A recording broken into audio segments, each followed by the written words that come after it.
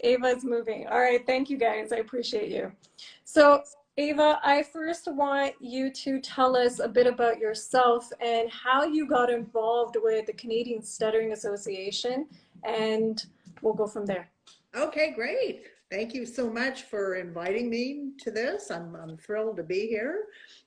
My name is Eeva Stierwalt, and as you know, I'm the national coordinator of the Canadian Stuttering Association. And I actually have been a member of that association for quite a number of years, but I've been the national coordinator for, I think it's 4 years now. But how I started was thanks to my daughter, who is somebody who stutters. And she actually, I think she was at age 18 when she was invited to join the Canadian Stuttering Association board as their social media coordinator at the time. Where is she tonight? She's playing soccer. But anyway, she had a final soccer game of the season. But anyway, yeah. But she actually was on the board, and then it came that back in 2017, they were without a national coordinator for about a year. And I had been in a role of chair of an international association related to my work. So I was just coming off from being in that role. And my daughter said, "You should apply, you should apply." So she kind of twisted my arm. And I applied, to be the national coordinator for the Canadian Stuttering Association.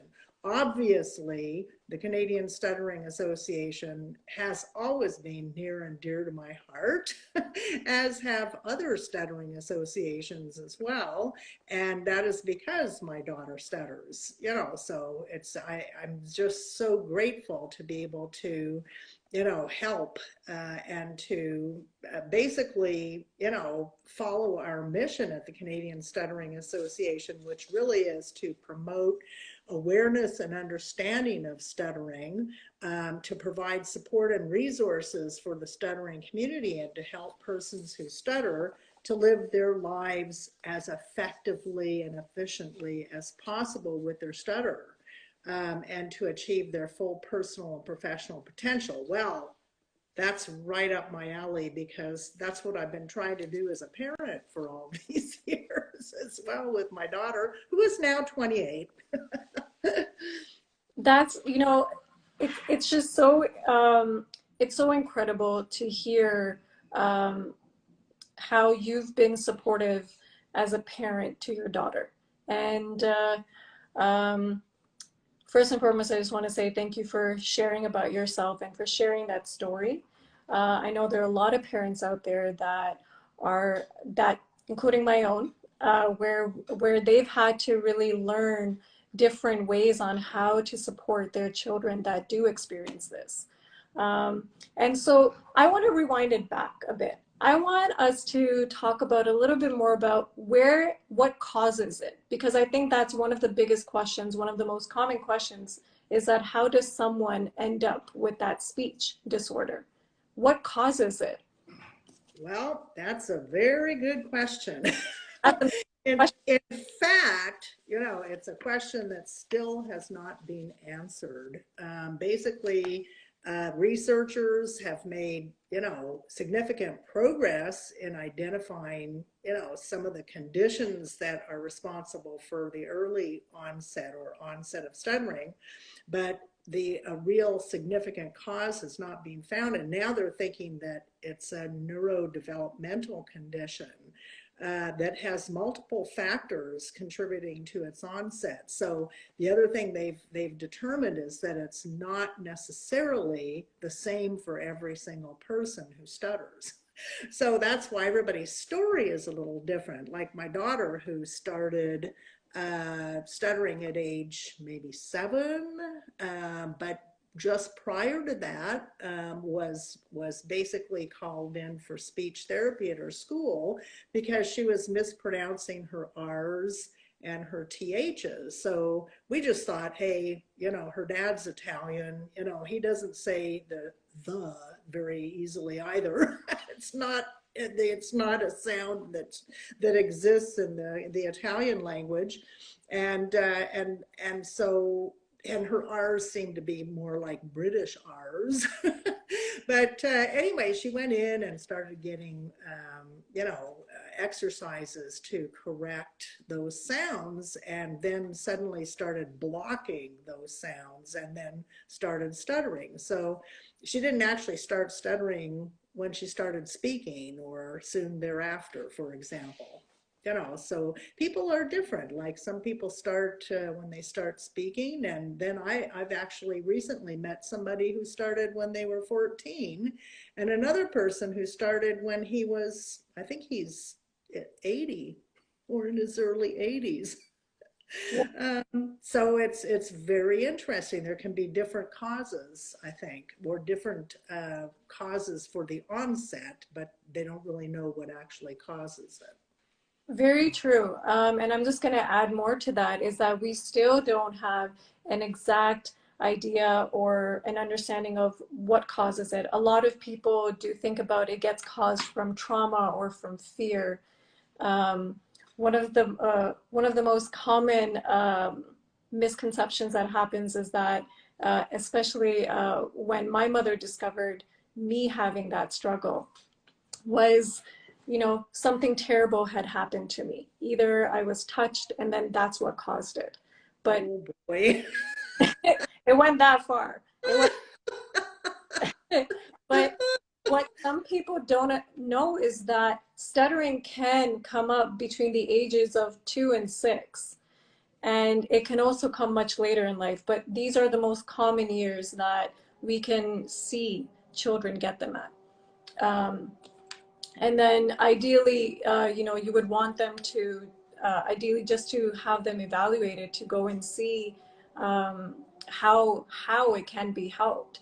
My further question to that would be is when should someone seek professional help? Well, basically, it is advised, especially by the SLP associations, that people go right away, because actually with help, if it's caught early on, so between the ages of 2 and 6, apparently, about 80% of those children will actually cease stuttering. They can cease stuttering between those ages, and it will never come back. For many of them, but there's still 20% where it continues on. So that's another mystery in a sense. But with early help, if there is a chance for somebody to actually recover in a sense, then that is helpful for them to seek therapy at that early age. Yes. I really wanted to get your thoughts on this one. And I don't know if this has ever come across in your readings, but one of the questions that I was asked whether if stuttering was more common in women than men, or if it was more common in men than women. So actually, it's all the reading I've done and listening I've done as well to people. It is apparently more common in men, like in males. So in fact, it's interesting. I'm speaking with a female who stutters, and my daughter's a female who stutters. But and we have a number of them on our board of directors actually as well. But basically, it is more common in men for some reason. Okay, because even I'm doing my own research on that as well to have a wider understanding as to why there is more of that on the male side versus women. However, now you guys offer a lot of different support services. Would you expand a bit more on that, on what type of support CSA offers? Well, sure, yeah. So basically, we're constantly growing our initiatives, to help accomplish our mission. And one of the things that we're growing are support groups across Canada. So for a while, support groups kind of died out, I think during the economic downturn and maybe even before that, the idea of support groups became less, and people attended less, et cetera. But we've started picking them up again, and we're very excited because we've got some support groups right across Canada now, who are active even on Zoom. I mean, COVID has obviously suppressed some of this activity to some degree, unfortunately. But some of those groups are active on Zoom. It's not exactly the same thing because being in person and discussing things in person is quite different than being online with Yeah. somebody. But anyway, so that's something that we do. We also have events throughout the year, starting with an annual conference, which is going to be in Niagara Falls in person, we're hoping, in October, October 21st through 23rd. That's where we have all kinds of workshops, workshops with personal stories, workshops with research, with people doing research.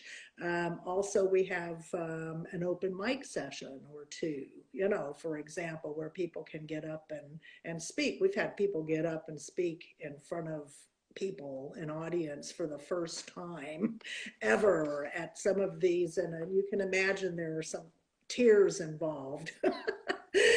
Because these stories are very moving. But also we have a Let's Talk series, and our next Let's Talk series is March 27th, and the title of it is Dating with Confidence.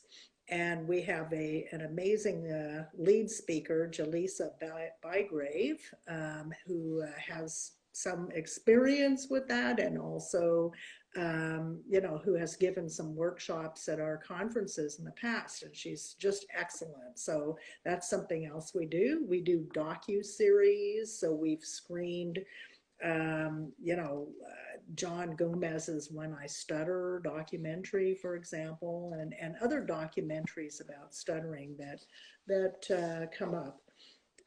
We also offer a website full of all kinds of resources. So we have actually a new website, which is really kind of exciting, easier to use, totally accessible and responsive.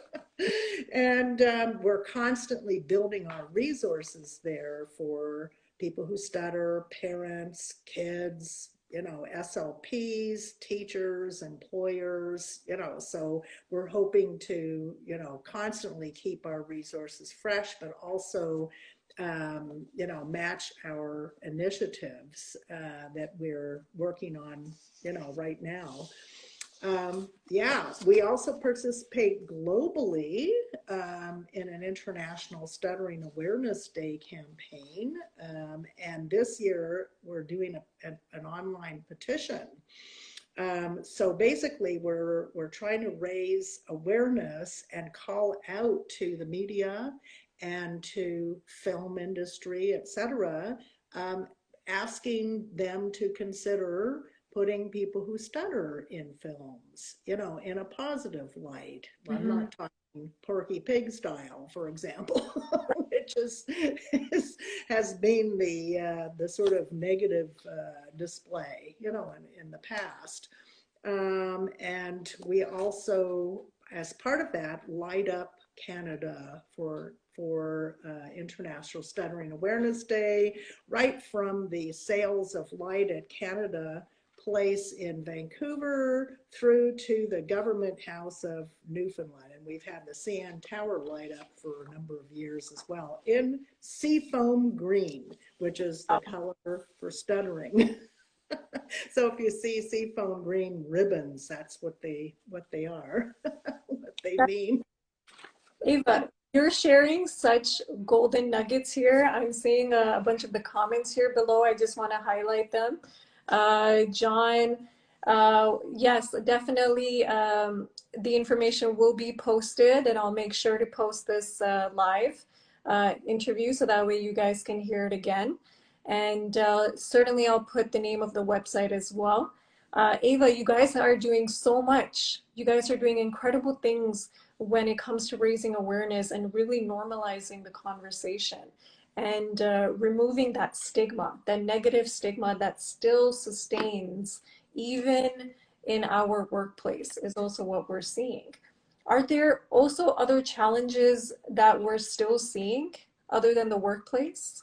Well, it's not only just workplace, it's actually, one of the things we did, I think it was last year with the International Stuttering Awareness Day, working globally with this as well, we're trying to change the language around stuttering as well. So of course, changing things within our community is one thing, but trying to change it out there, so that in the general public, so that, people start, thinking about people who stutter differently, and start to, realize it's just how we talk, Yeah. that's all it is, and basically, in this day and age of, conversations about diversity and inclusiveness, we want to make sure that, stuttering is brought into the picture here as well, because, it really has been left out, I think, in general, when we're talking about, anybody who's different or having issues. Let's face it, only 1% of the world population stutters, right? So it's not like a hugely known. It's Uh, a very widely talked about topic, nor do exactly. a lot of personal people that do also share their experiences because of also different reasons, because of them just not either feeling comfortable speaking up about it or just working towards that.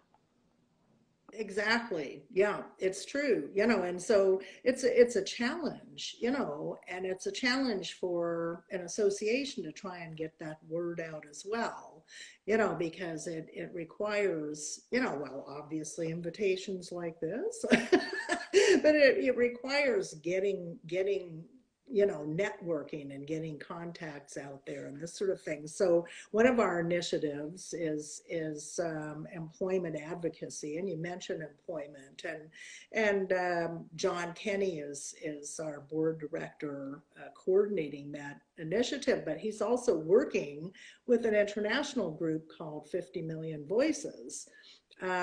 So basically, I think you're going to be talking to him at some point, but but basically that's a hugely important initiative for us because, believe it or not, discrimination does happen in the workplace, to people who stutter, and it's very difficult, to actually even try to educate people in the workplace, to understand, well, what is this, and what does it really mean, and this person is an expert in what they do, so why are we concerned, yeah. I, I think, also just to add to that is when someone that stutters and they're in the workforce, um, there is that discrimination, there is that judgment where, oh, a person that stutters might not be so competent. They might not know their work very well, or they might not be promotable. And these are false perceptions. People that do stutter are intelligent people. They are just like anyone else. Uh, Bingo. they're absolutely promotable. They have high level of confidence as well. It's just that they have this speech disorder.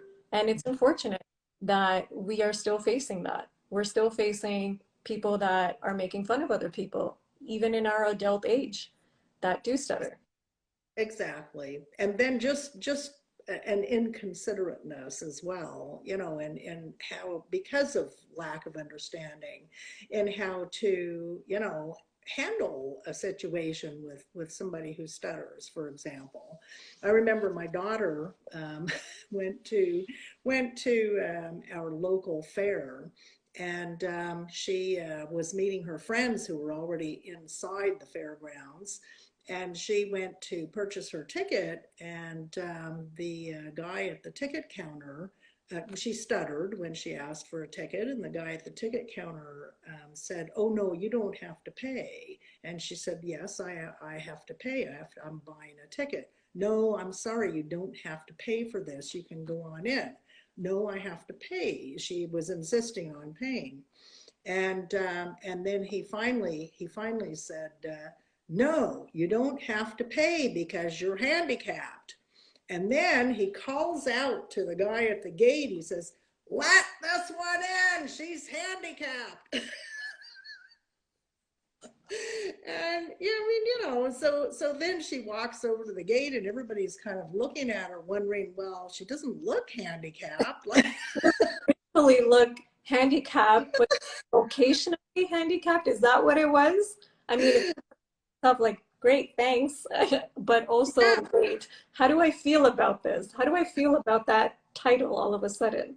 exactly. And Yeah. how embarrassing is that, to a young person, especially, or to anybody, yeah, especially when somebody's yelling it about you and with good intention. They're trying to get you in for free. One of my own personal stories, I have many, but like one of them I'd like to share is that there used to be a time in school where I used to just never participate in projects because I stuttered terribly, and it impacted my marks. Not to say that I was the most brilliant student, but it did impact my marks severely, and I just never participated. And that was me silencing my own voice. And you miss out on really learning about who you really are because you've quieted yourself so much. And then you don't really know exactly where to begin to explore yourself. And one of the most significant uh, part in my journey of where I started to, I guess, divinely discover myself was through singing and acting. And drama class really played a big role about this. And I talked about this previously on a different platform of how drama, drama class just shattered a shell for me to step out and to act and to just appear in a different character. And it just really removed those blocks, those interruptions that I was facing. Singing was one of them, where it really cleaned up my voice, and shocked at the same time that I'm singing and I'm not having those blocks. Was that something that your daughter experienced as well? Or Oh, absolutely. In fact, I've got an interesting story where she, in grade 8, and shocked to my husband and I, uh, decided to create a science fair project about her stutter. And we were just amazed. We thought, oh my God, because she had bullies at the time, and we thought, she's putting herself right out there. We were just so amazed at this. And she actually measured her stutter, the percentage of time that she stuttered, basically by writing down all of her disfluencies in a log as much as she could. And that was in January. And then by May, did it again, or maybe it was April, did it again. And between January and April or May, she actually participated in the school musical, which at that time she went to French immersion, was Le Petit Prince, and she was in the choir or the chorus for the musical. And they had a lot of rehearsals, so all this time she was working on, positive affirmations. She was working on techniques given to her by the SLPs. She was doing all kinds of things to see what would help her most with her speech. And when she started singing a lot, her speech started to improve. It was so interesting. And so by the time she remeasured herself, she went from, I think she had calculated an 88% disfluency in January. And then in April or May, I think it was the end of April, it was down to a 17% disfluency. It was astounding. And this actually lasted until she started high school and had her homeroom class was French, and she had to give her first speech en français in French. And her bully was sitting in the front row, and suddenly she couldn't get it out again, and she reverted again, but basically singing is very important. And in fact, just to plug something else, the CSA has a partner called the Sing Well Project, which is a research project by Ryerson University and Université de Montréal. And they are actually considering how group singing is a meaningful social activity for people living with communication disorders, that has the potential to support the communication function. And basically they are looking at stuttering as one of those communication disorders. And they are now hoping to showcase an international choir of people who stutter at the Joint World Congress for Stuttering and Cluttering next May.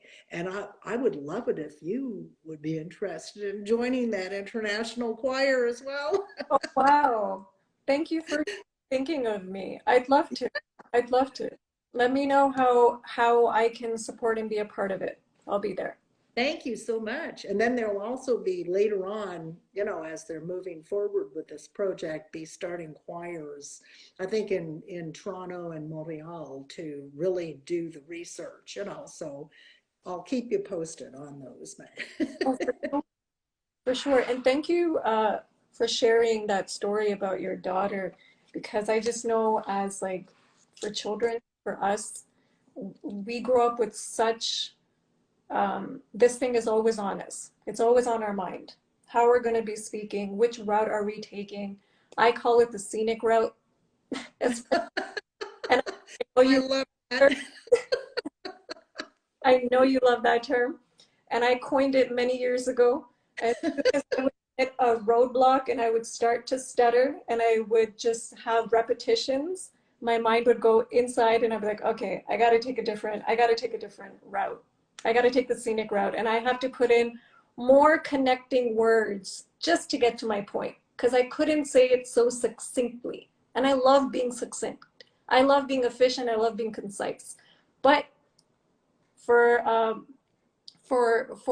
just but overall, I wasn't able to get to those points in the most concise way possible, and it was so frustrating. And I had to think of, and I had to also increase my vocabulary.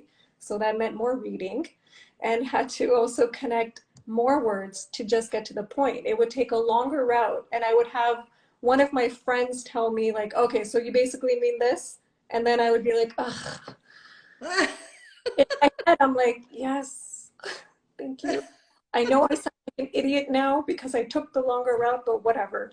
Like, so there were a lot of moments where I just didn't feel the smartest sometimes, just because I know how I'm sounding and how it's going to get perceived and how I'm going to get projected there, but whatever. There came a point where I just really didn't care after. And I was like, you know what? I'm just going to take the scenic route here. I'm going to give myself the permission to enjoy how I'm going to be getting to this point. And if it tires the other person, I'll let them get tired. But for children, and this is something for children and for adults that do stutter, like myself, and I still do, I have my moments where it gets very repetitive and I'll get stuck and I'll get to a point where I'll struggle and I'll close my eyes and I'll try to get through that word as possible, best as possible, or I'll try to think of another word while I'm getting stuck. But we are in such high sensory mode all the time that it's so traumatizing all the time on our mind.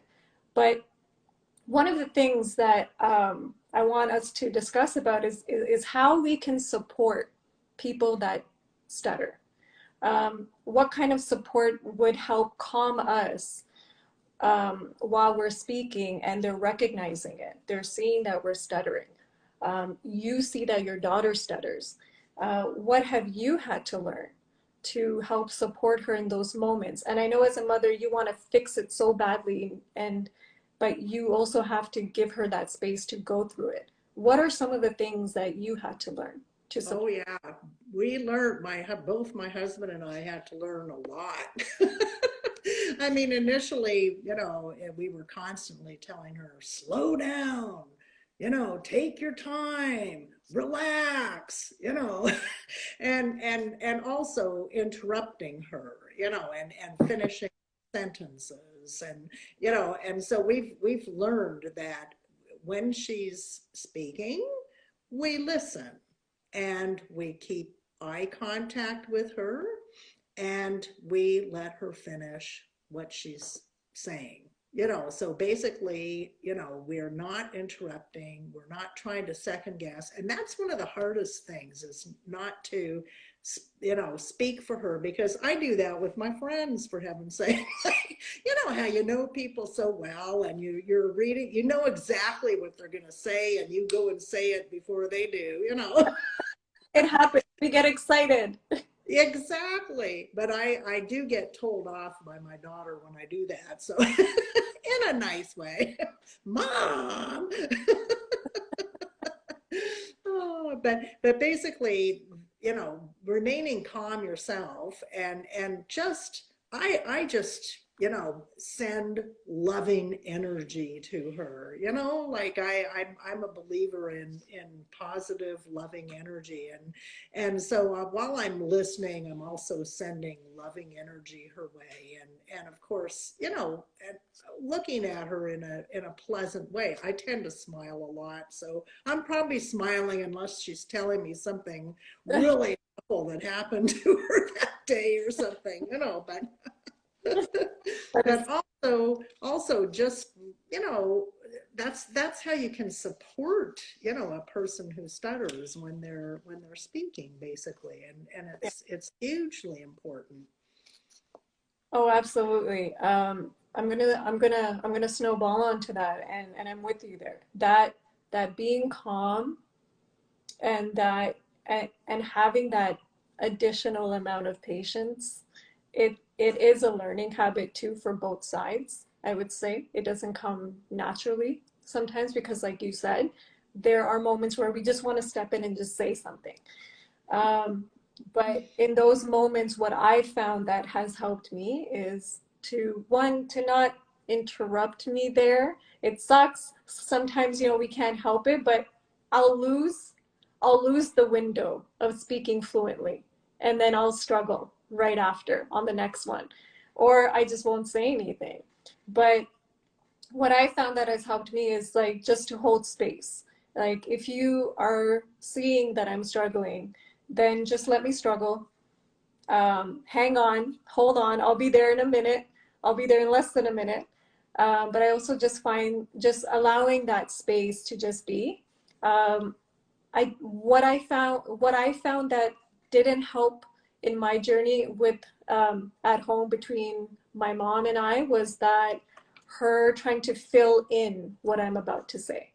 And that would block me further. And so that was something that I had to really work on with my mom. Like, Mom, I love you. I know you want to I know you want to finish this for me. I know you love me so much, but you got to let me just do this on my own. You got to let me struggle. You got to let me get there. Trust me, I have it here. It's not that I forgot. It's just that it's stuck here. Yep, I hear you. There's those moments. Um, or what I found sometimes is, now I don't know if your daughter has experienced this, or if the viewers that are listening and the ones that do stutter, I don't know if you guys have experienced this, so feel free to share your views. But I found myself that the drive-through is one of the most traumatic things for me to go through because it's so time sensitive. You're so rushed on saying what you need to order, especially when I'm driving through Tim Hortons. and I'm trying to get myself a tea. And then if I practice on saying, okay, I need 2 creams and 2 sweeteners, I would say it perfectly, but then the other person on the other side wouldn't be able to hear me properly. And they would be like, I'm sorry, can you repeat that again? And I'll be like, oh, I lost. Now I got to change my order. And it wouldn't come out the same way. It won't come out so fluently. And there are many times where I've actually changed my order just so I can say something more fluently and clearly and just not hold up the other drivers. Yeah, and that does remind me of the phone calls as well, you know, because that happens on the phone. My daughter, when you said you wondered if my daughter had a similar experience, well, she had it on the phone where she would go to order and eventually they'd hang up because they weren't sure if she was still there on the other line. Hello? Yeah. No, no. Now it's moving. There's no words coming out right now. So yeah, it's the same sort of idea, you know. Yes. One other one other story I'll share is that I agree with John here, where he's saying that you need to have a good sense of humor, and I would say that's kind of where I would have that humor with myself. I needed to make myself laugh, and there was a point where I couldn't pronounce my name at all. Saying Bhavna was just the hardest name. For that reason, I didn't like my name growing up. I just didn't wish my name was that I didn't wish my name started with the letter B.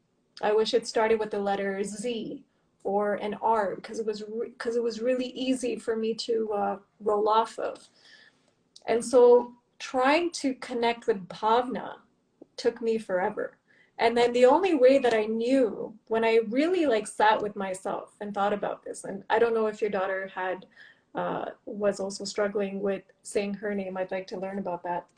But with mine was, I came up with this thing where, okay, I need to enjoy saying my name. I need to not feel pressured. I need to not feel like everyone's watching me and I want to put it back on the other person.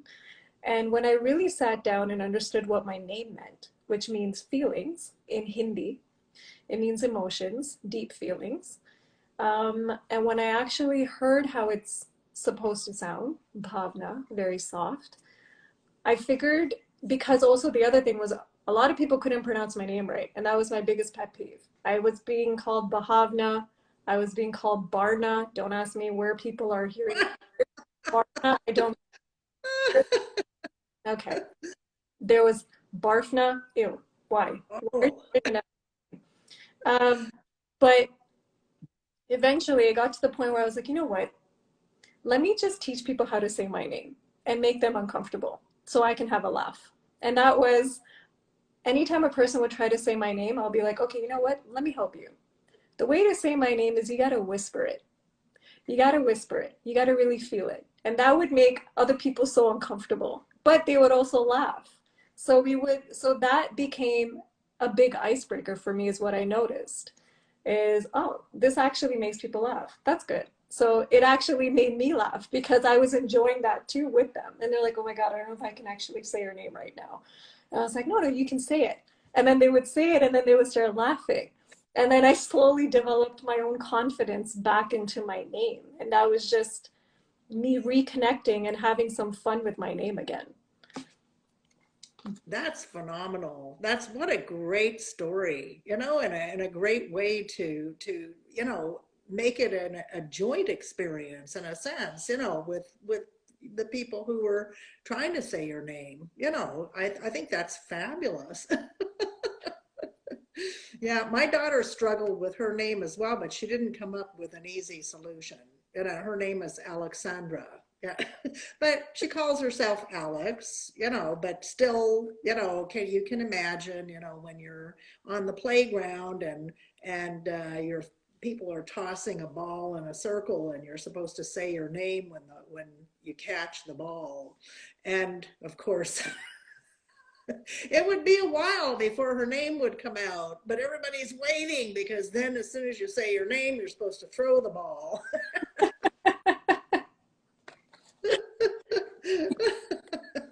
You know, Ava, we have a couple of questions here in the comments, and I just want to say to the viewers, thank you so much for sharing your comments. This has been a great turnout, and I love seeing it all. And I want to get to as many conversations for us to get through it. Sorry, I struggled right there. You guys saw it live. Uh, Kong, you were asking me, why are you so fluent now? I'm not, I just struggled there. So, the Voice Box Clinic, you have a question here. Do you ever self-disclose? Tell the other person that you stutter when in a difficult situation like ordering at a drive-through or on a phone call. Great point. I've never done it in a drive-through. I have done it in a phone call, but I haven't always done it all the time. I haven't ever self-disclosed constantly. I think in the moments when I feel high pressure, I then have to let the person know. And it's not for them, but it's for me to give myself permission to then just be, ah, okay, now I can let them know. Because because it's not that I'm trying to hide it, but I understand. Like it's giving me that space to just let myself be and not be so pressured by the illusion of time around me. Ava, what are your thoughts about this when it comes to self-disclosing? Actually, I think self-disclosing is a wonderful thing. In fact, my daughter, who is a nurse, she's an RN, self-discloses with her patients. So as soon as she comes into the room, she says, if it's a new patient, she tells them, I'm a person who stutters, so if you find that I'm not responding immediately or I'm having a little struggle to get something out, it's okay. And I'm not worried about it as long as you're not, or something like that. And basically she's very popular with her patients, and I think it's really great to self-disclose. However, she had trouble as a teen and moving into her early 20s finding work because she was self-disclosing on the application itself or her resume. And people were just turning her down immediately. She wasn't even getting an interview. So she started. A resume.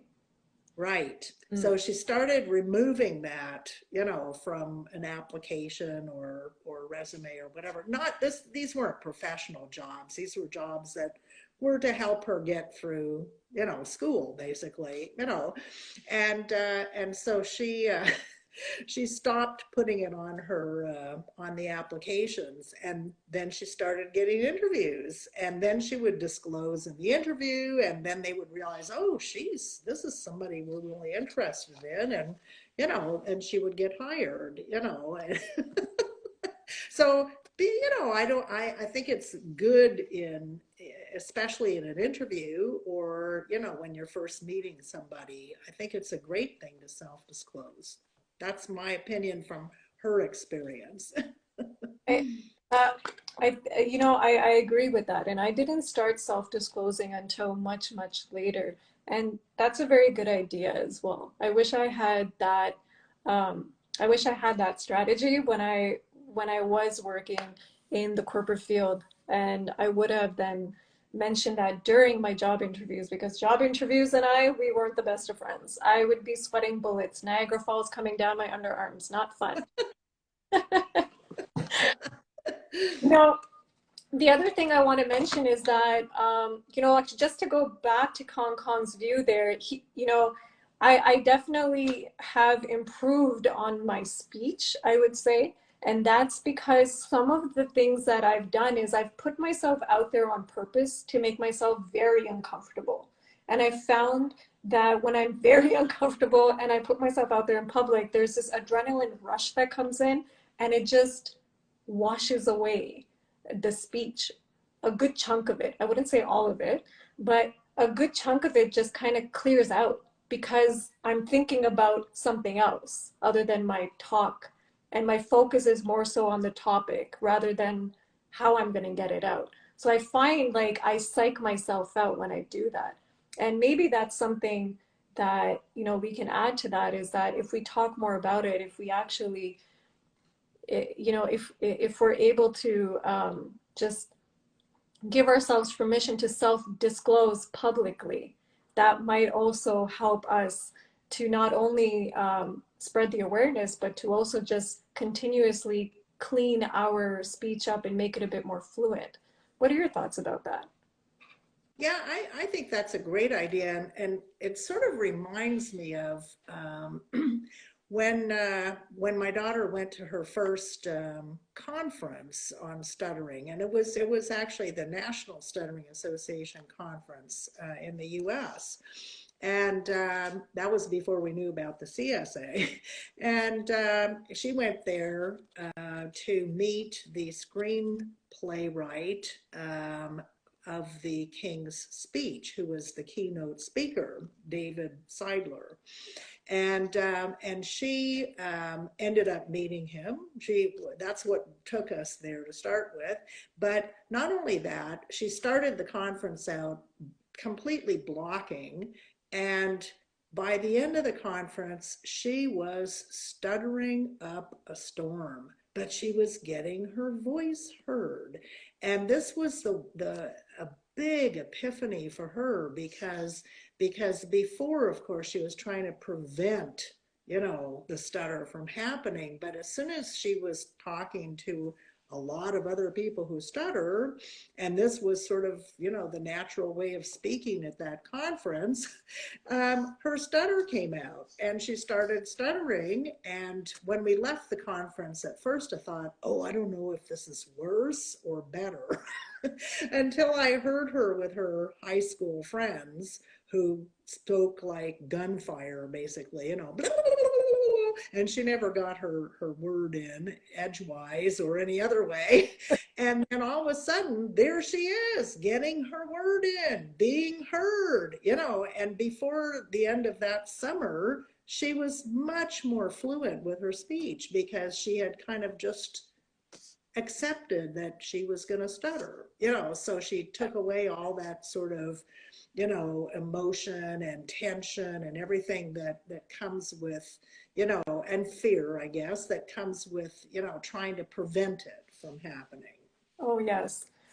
You know, some of the other misconceptions that we get is that when someone is stuttering, um, now this is not always a misconception.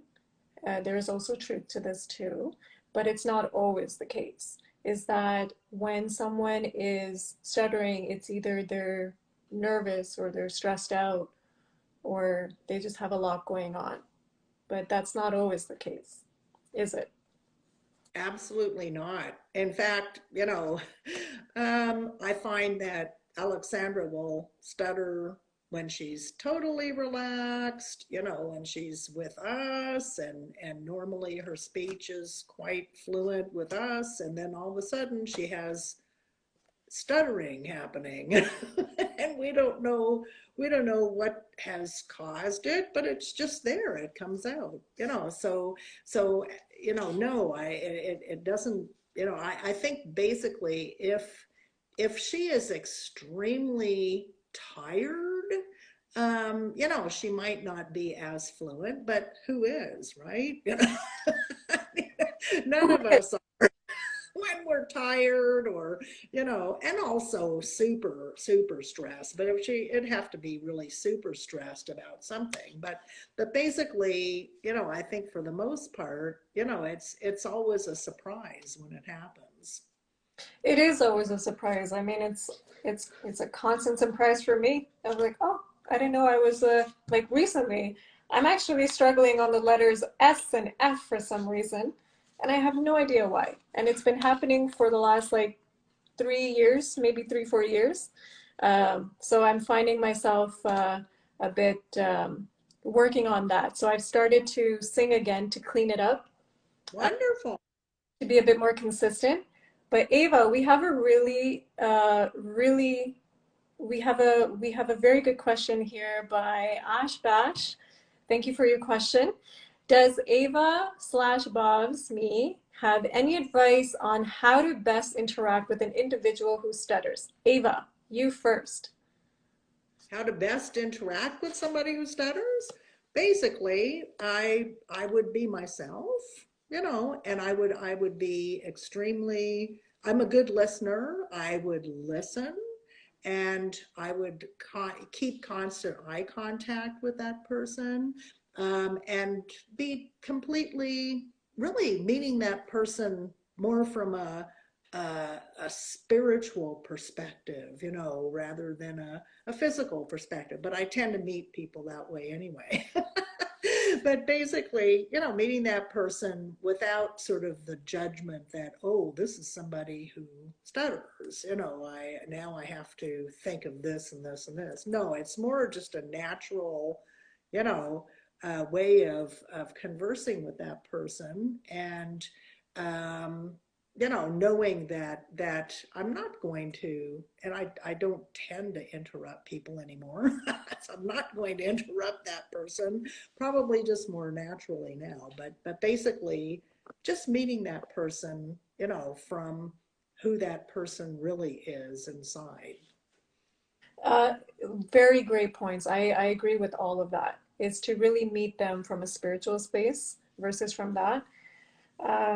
Also, I'd like to add in that maintaining eye contact with the person while they're speaking, and just you know, that way you're not putting the focus on their speech. You're just allowing them to be, and it's okay that they're going through that, and just focus on what they're saying, not how they're saying it.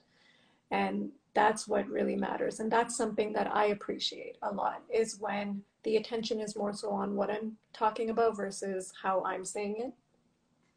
And just maintaining that space of listening. Um, that's so far what I can give from there, is to just maintain that and just to focus on that. And one thing also I just want to add in here, because I just want to make sure that the message is also very clear too, additionally, is that it's okay to stutter. We're not here to cure it. We're not here to fix it. This is not raising awareness on like this is how it is and this is how it can be fixed. It's more so that it's a part of us, and that it's okay to have this disorder. It's okay to have this, and to not even, sorry, I'm going to retract that. I know it's considered as a speech disorder, but for me, it's become a part of me and it's become a part of my character. So I love it and I embrace it. But it is completely okay to stutter. And we're here to raise more awareness about that, and how we can have, and how we can better support the ones that do stutter, and how to support the ones that are learning to support those ones. Um, Another question I had here about your support groups. Are the support groups, are they also for parents to come in to share their experiences too? Actually, we don't really have support groups for parents as yet. This is a new initiative that we have, which my daughter Alexandra is actually coordinating. It's the family and youth programming. And so basically, being family programming, we're looking at, or actually I should say she's looking at, we as a CSA are looking at this initiative, but she's working on it, um, at having parent support groups, and also support groups for children, because this isn't something that we've had yet. And she's also working on getting better programming at our conferences for children as well. Um, I usually run a parent support group at the conference itself. I've been doing that for a number of years, even before I was in this role. And I've done it for the National Stuttering Association as well. But basically, it is important, you know, for parents to get support and understanding from other parents, you know, who are going through the same thing. And these support group sessions that I've done with parents at conferences have been so enlightening, and parents have gotten together afterwards and formed, lifelong friendships, and found so many things in common, with their children, it's just been a wonderful thing. So yeah, it is something that we are working on. It's a newer initiative. That's amazing. I'm really happy to hear that there are so many different avenues that the Canadian Stuttering Association has been expanding on and thinking of new and creative ways to welcome that in. I can't wait to partake in your event. I know there's one coming up in Niagara Falls, you said, and I'm going to try my best to be there for that one. Um, Wonderful. Welcome. You also mentioned October 22nd is National Awareness for it. It's International Stuttering Awareness Day. And so basically this is international, and it's actually started, I believe, by the International Stuttering Association. And so we always, light Canada up for this event. We have proclamations read in some government houses for the event. And of course, the fact that we're going to be in Niagara Falls on October 22nd, because our conference is the 21st through the 23rd of October. So the Saturday night is going to be International Stuttering Awareness Day night. And we are hoping to have Niagara Falls light up for us in seafoam green, so that'll be really exciting. But basically it's a very important time, and the International Stuttering Association actually puts on an all-day program on their site for International Stuttering Awareness Day. So they go all day. Okay, wow. That's really, really great to know. I just want to do some shout outs here on some of the comments here that I'm really liking. So, hey, Frankie Banky, speech difference. Thank you for saying that. It's not a speech disorder, it's a speech difference. And I really like that. So I'm going to use that and co-sign on that. Thank you. Ash, thank you for your question. That was a really nice question. And to VoiceBox, thank you as well for asking your question. And just before we sign off, I know we're hitting our end time. Eva, I really want people out there to know how they can get in touch with you, get in touch with the Canadian Stuttering Association. Absolutely. Yeah. So basically, we do have a website, stutter.ca. And you can actually reach me directly, and I don't know if you're seeing my name anywhere, but with Ava.Stierwalt. Sorry, not Ava. Ava Stierwalt at stutter.ca. So no dot in between my first and last name, at stutter.ca. Or you can reach the Canadian Stuttering Association at csa-info at stutter.ca. Perfect. Thank you so much for sharing that info, guys. I am going to put all of that information down in the live feed. And this will not be the last conversation that we're going to have about this, about our speech difference. Thank you. Ava, I want to thank you so much for sharing your time and for discussing this with me. This was one of the most important conversations for me to have, and I really enjoyed having it live and with all of you here and your support and hearing everyone's views on this. I've learned so much, and I'm always going to be learning. So I look forward to having more of these conversations with you in the near future. Thank you so much. Well, thank you so much for inviting me, and for, giving me a chance to talk about the CSA as well, because it's just so important, for us to get out there, to network, to help people who stutter. So thank you. This is tremendous, tremendous opportunity, and I've enjoyed it thoroughly. Same here. We will definitely reconnect again. Until then, guys, thank you for tuning in. If you guys have any questions or comments or thoughts that you guys want to leave behind about this segment, about our live. Going forward, what topics you guys would like me to discuss more about or get more deeper with, please share them all in my direct messages. Let's connect there.